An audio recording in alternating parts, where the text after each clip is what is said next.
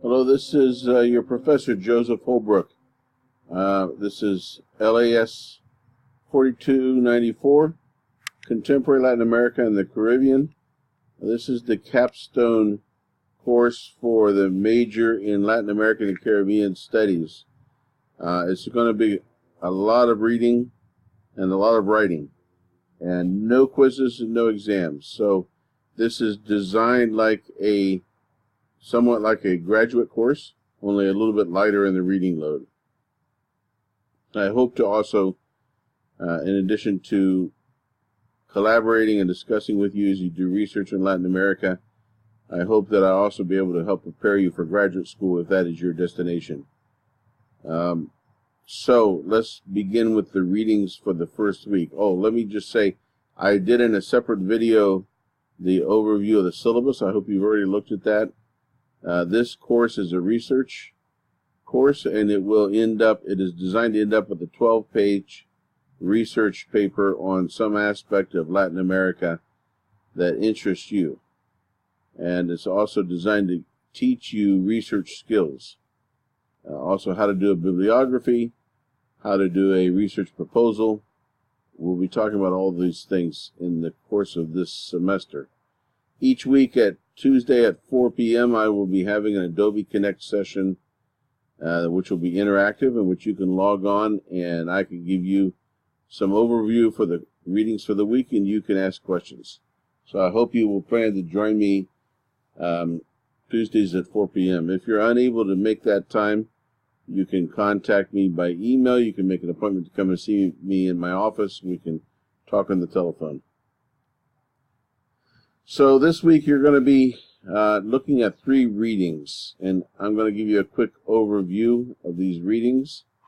The first one is an article by Marshall Eakin, and the title of the article is Does Latin America Have a Common History? Marshall Eakin is a professor of history at Vanderbilt University since 1983. He specializes in Latin American history, particularly Brazil and Central America. He studies nationalism and nation building and the history of industrialization. You can Google him or look at his bio on the Vanderbilt website for more information.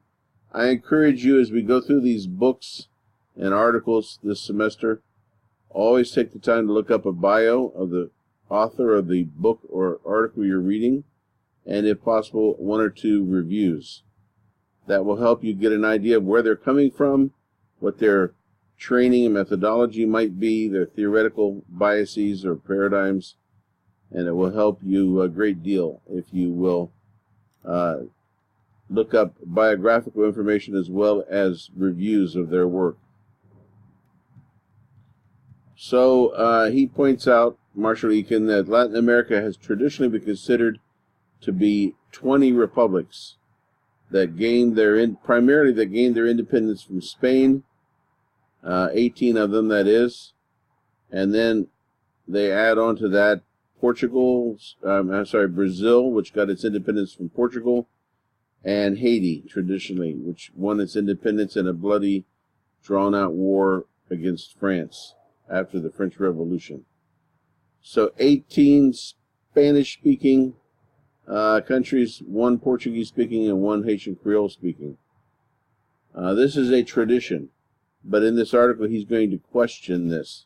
For example, among the 20 republics that are considered to be part of Latin America, Puerto Rico is not included. Why is that?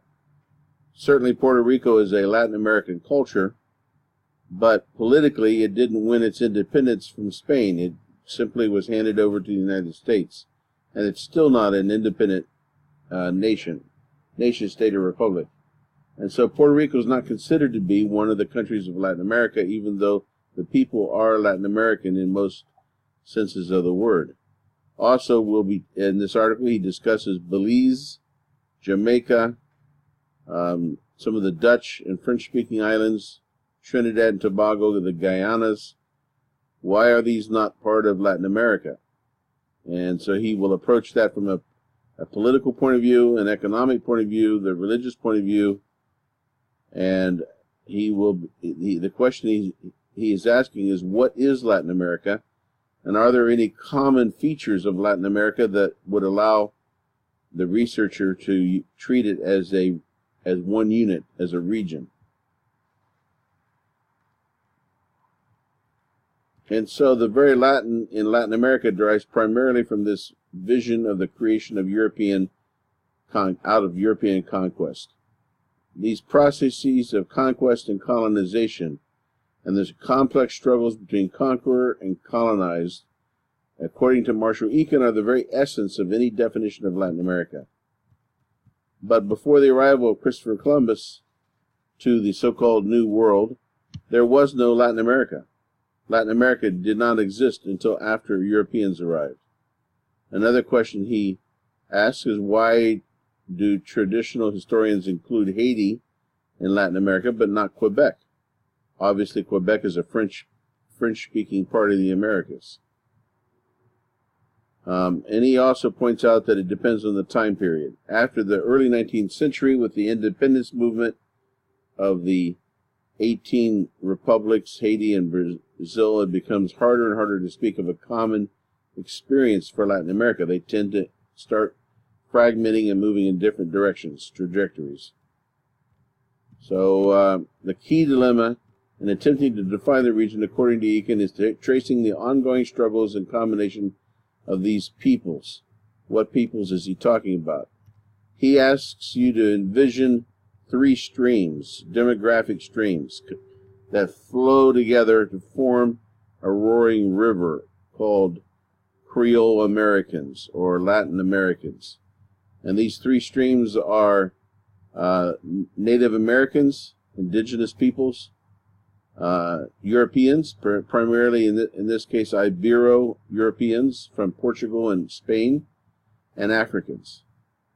So peoples from Africa, from Southern Europe, and from the indigenous Native Americans that were already here. These three people groups come together in conquest, in John Chastain's terminology, in blood and fire, and conflict and conquest, and trauma and violence. And all of this jumbled process, both violent and romantic, or not even romantic, in many cases rape and sexual abuse.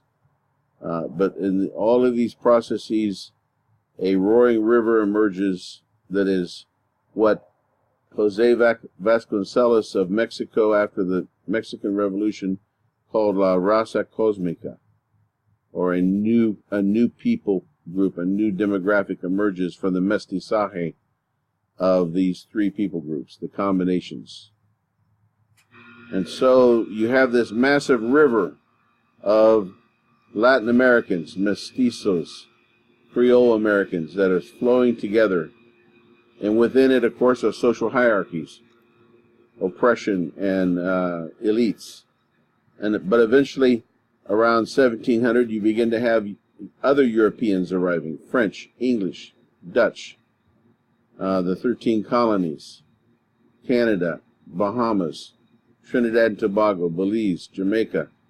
And so he believes that the period of classic Latin America, where this one river is flowing, combined of all these this huge diversity of peoples and this huge mixture, is from about 1500 to 1700. This is classical colonial Latin America. But after 1700, you begin to have English, Anglo-Americans, and you begin to have Franco-Americans and Dutch islanders, and the Dutch for a time take over part of Brazil and the sugar industry.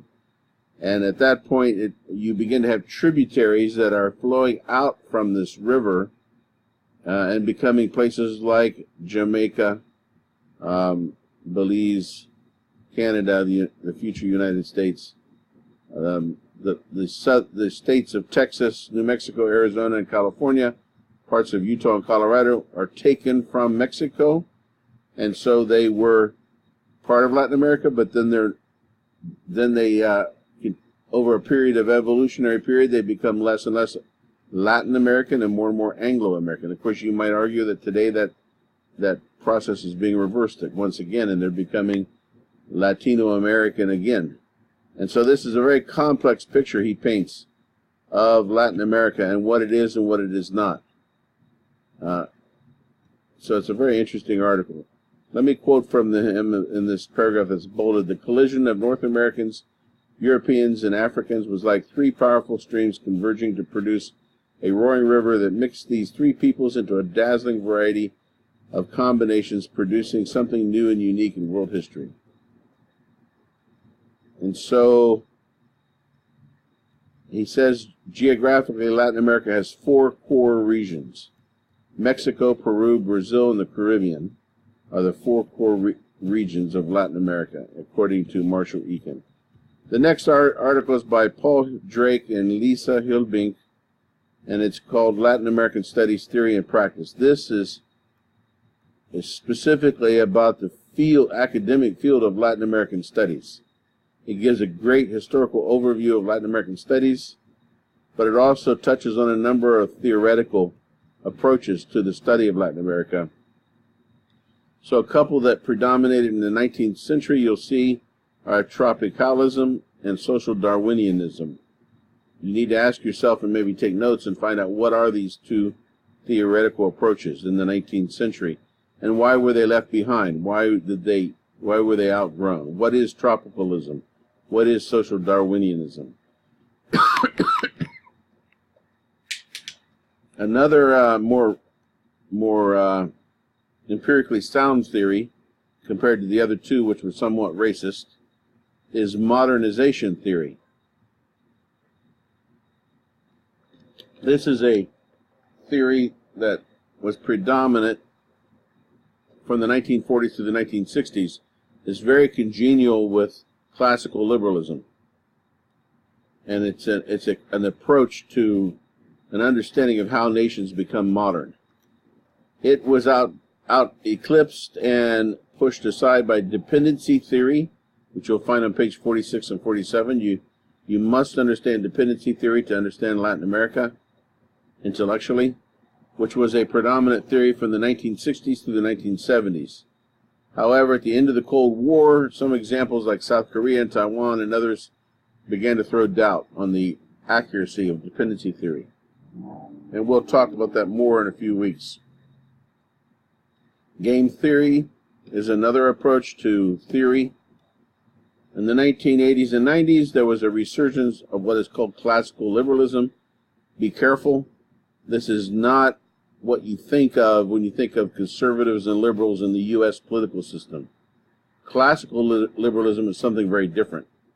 And in fact, in Europe and other parts of the world, it is used very differently than we use it, more along the lines of classical liberalism. Adam Smith, The Wealth of Nations, the Scottish Enlightenment, it emerged out of the Scottish Enlightenment, and it values small, limited government, free markets and laissez-faire, maximum individual human rights. In some ways, modern libertarianism is similar to classical liberalism, in some ways. In the 1990s, this came to be called neoliberalism, and you'll hear many U.S. liberals speak disparagingly of neoliberalism, which basically is the idea that the free market solves everything, the invisible hand of the free market. And Latin America was persuaded to try neoliberalism in the 1990s, and so it was sold off a lot of state enterprises. It removed a lot of regulations and just turned loose the invisible hand of the free market. The unfortunate problem in Latin America is that it ends up producing a lot of inequality. Brazil is a powerhouse economically, but when I was there studying Portuguese, I had to step over sleeping bodies of people who were homeless, who were sleeping on the sidewalk every morning on my way to class. So there's a lot of disparities and inequalities in Latin America that can be blamed on neoliberalism. World systems theory is another theory that's predominant in sociology. It's a more sophisticated version of dependency theory in some ways. Rational choice theory tends to be in economics and political science. It's also sometimes called microeconomics, and it's congenial to classical liberalism. We already talked about neoliberalism. Postmodernism emerged in the 1990s, and it's a very popular theoretical approach in literature departments, language departments, anthropology, and history. And we'll be talking about all these. The last reading, if you have not taken a class on a history class on Latin America, you should probably read this. The main thing I want you to get out of the readings is an appreciation for the book, which doesn't mean that you have to read every word to do that. This book is considered to be, by some, is considered to be one of the best introductory books to colonial Latin America by Mark Burkholder in the Department of History from the University of Missouri St. Louis. His specialization is colonial Latin America, surprisingly. And he did it in conjunction with Lyman L. Johnson of the University of North Carolina, who's a professor emeritus. So again, look up the bios, look up reviews. I looked up 2 reviews. One was glowing and positive. The other one was grudgingly admiring, but also very critical. And you'll find that in academia that there are usually a variety of reviews with a variety of attitudes. Some of them can be quite brutal. So this is one chapter from Colonial Latin America, and it deals with the colonial settings, the city plan, how the cities were laid out, daily life in the colonies, and the colonial milieu, which includes education, books, printing, intellectuals, popular culture. So if you can't make it through the whole thing, pick out one of these sections and speed read it. Take notes as you read these 3 readings, and by Friday night you need to post a roughly 500 word reading review in which you mention all 3 of the readings. I'd like to know your personal reactions. Don't just give me a summary of them. I want to know what you think. You need to give some analysis. Did you like it? You didn't like it? You agreed? You didn't agree? And also, what is its relevance? And please do that by Friday night. I will allow you to go over or under 50 words, but if you go much less than 450 words, I'm going to start deducting points. In other words, if you post 250 words instead of 500, it makes it really easy for me to grade. I'll just cut your grade in half and give you half the grade. Don't forget that part of your grade is a reply to 3 other of your colleagues. So you need to read or scan 3 other reviews and reply to them. This is in lieu of coming together in a classroom, we come together in these discussion posts. So, good to be with you. I'm looking forward to this semester with you. I hope you'll get in touch and we'll be able to interact. Take care. See you later this week.